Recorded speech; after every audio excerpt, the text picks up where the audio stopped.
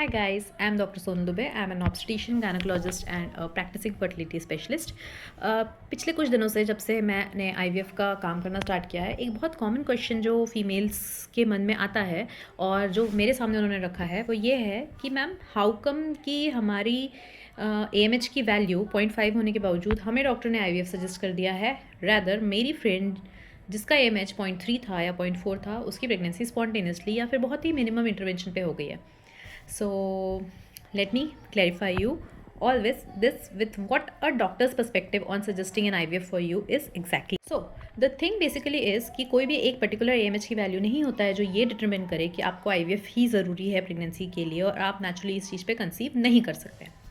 होता यह है कि एज अ डॉक्टर जो हमारे दिमाग में आता है एक लो AMH वैल्यू देख के वो ये है कि नंबर 1 एक तो हमें ये नहीं मालूम कि आपके ओवरी का rate of depletion of oocyte क्या है, कितना है और कब से ये डिक्लाइन हो रहा है.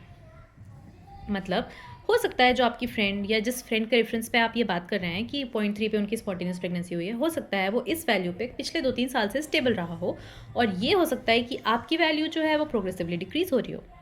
ऐसे सिचुएशन में प्रेगनेंसी स्पॉन्टेनियसली हो सकती है, बट अगर आपका रेट ऑफ एट्रेशिया आपकी फ्रेंड के रेट ऑफ एट्रेशिया से ज़्यादा है तो जिस समय तक आप IVF की जर्नी स्टार्ट करने के मन बनाते हैं हो सकता है उस समय तक आपका oocyte सिग्निफिकेंटली ड्रॉप हो जाए एंड इन दैट सिचुएशन आपको शायद oocyte डोनर भी लेना पड़े.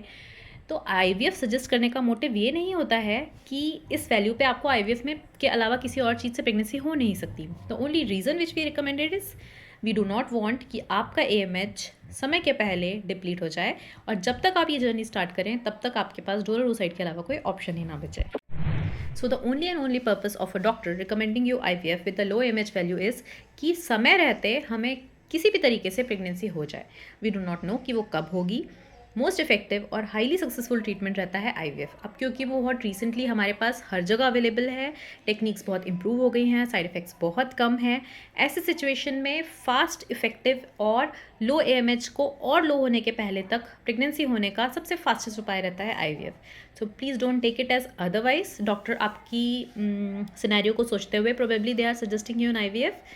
But still if you want some time, आप 0.5 AMH पे भी if you want some time तो plan. What I would suggest is कि प्लान लाइक 3 महीने हम ये करेंगे या कुछ टाइम हम ये करेंगे and then you can proceed for IVF. I hope इस टॉपिक में आपको कुछ क्लैरिटी मिली होगी.